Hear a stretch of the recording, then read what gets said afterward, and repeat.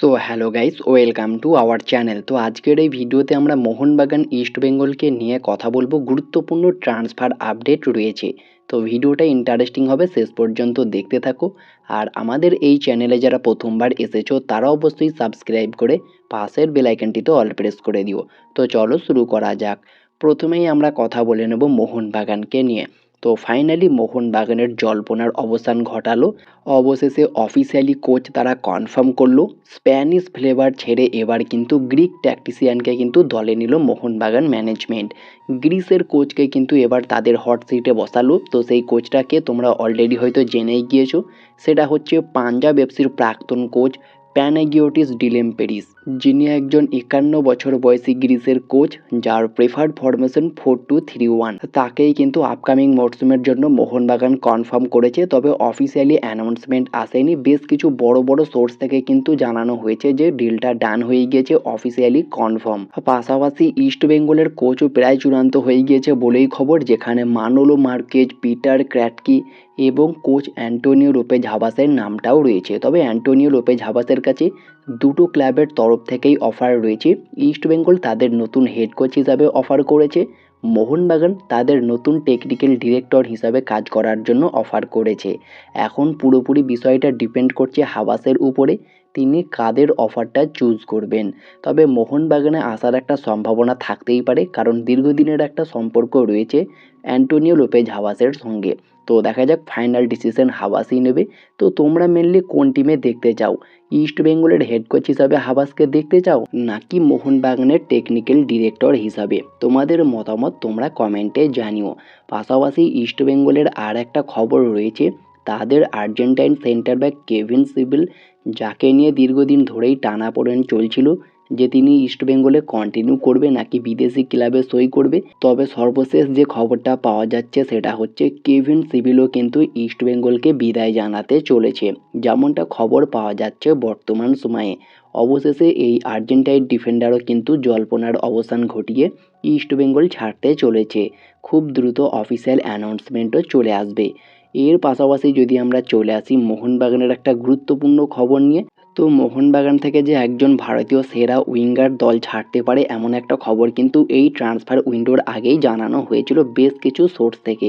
বিশেষ করে এমবিএফটির মতো একটা বড় সোর্স, তারা কিন্তু এই খবরটা বের করেছিল যে মোহনবাগানের একজন কোয়ালিটি ফরওয়ার্ড, যেটা লিস্টনও হতে পারে মানবীরও হতে পারে, যে কোনো একজন দল ছাড়তে পারে। তবে বর্তমানে কিন্তু মানবীরকে কি ছেড়ে দেবে মোহনবাগান? কারণ মোহনবাগান অলরেডি ছাং থেকে টার্গেট করেছে। আর যদি ছাং থেকে না পায় তাহলে তাদের পুরনো টার্গেট, যাকে একসময় হায়দ্রাবাদ এফসি থেকে নিতে চেয়েছিল আব্দুল রবি, অনেক দিন ধরেই এই প্লেয়ারটিকে নেওয়ার চেষ্টা করছিল মোহনবাগান। তবে ফাইনালি গোয়াতে সই করেছিল লাস্ট ইয়ার। আর আব্দুল রবিকে নিয়ে যদি আমরা কথা বলি, তিনি একজন 25 বছর বয়সী ভারতীয় রাইট মিডফিল্ডার, পাশাপাশি রাইট উইঙ্গার, রাইট ব্যাক পজিশনে খেলতে পারে। বর্তমান মার্কেট ভ্যালু 1,20,00,000 টাকা। তার সঙ্গে এফসি গোয়ার চুক্তিও শেষ হয়ে গিয়েছে এবং ইস্ট বেঙ্গল কিন্তু এক প্রকার একটা প্রস্তাবও দিয়েছে এই আব্দুল রবিকে। তবে মোহনবাগানও কিন্তু পিছিয়ে নেই, তারাও কিন্তু এই প্লেয়ারটিকে নেওয়ার জন্য ইন্টারেস্টেড। যদি মোহনবাগান ছাং থেকে না পায়, প্রাইম টার্গেট ছাংতে, তো যদি ছাং থেকে না পায় তাহলে কিন্তু এই আব্দুল রবিও একটা সেরা বিকল্প হতে পারে। মানবীরকে কি ছেড়ে দেবে তাহলে? এটা এখন দেখার বিষয়, কারণ মোহনবাগান যে ভারতীয় ফরওয়ার্ডকে টার্গেট করছে তারা কিন্তু mainly right winger, right midfield এই পজিশনগুলোতেই খেলছে। আব্দুল রবি, ছাংতে দুটো প্লেয়ারই কিন্তু রাইট উইঙ্গার এবং রাইট মিডফিল্ডে খেলে থাকে। তো দেখা যাক মোহনবাগান থেকে মানবীর বিদায় হয় কি না। তোমাদের কি মনে হয়, মানবীরকে কি ছেড়ে দেওয়া উচিত? আমার মনে হয় না, মানবীরকে রেখে দিলেও ভালো হবে। অ্যাজ এ ব্যাকআপ হিসাবে থাকলেও কাজ করতে পারে। যদিও মানবীরের লাস্ট কয়েকটা মরসুম ভালো যাচ্ছে না, তবে আশা করব দ্রুত কামব্যাক করবে। এর আগেও কিন্তু সেরকমই করেছে মানবীর সিং।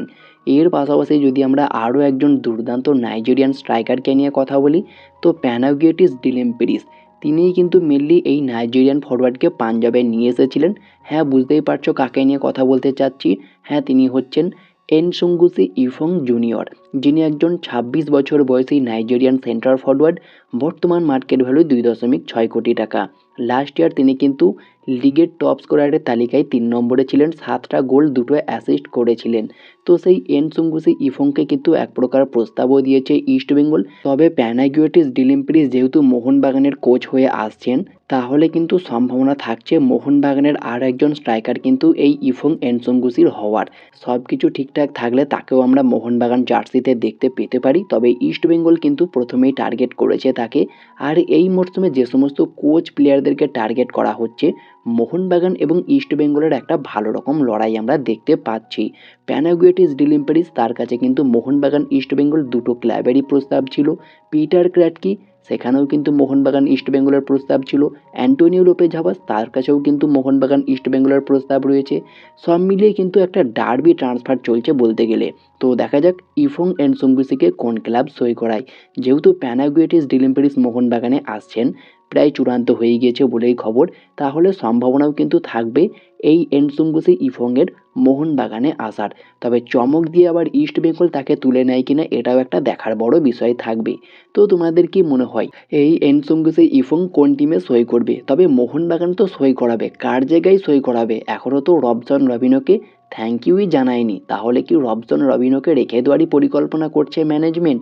এটাও কিন্তু একটা চিন্তাভাবনার বিষয় রয়েছে।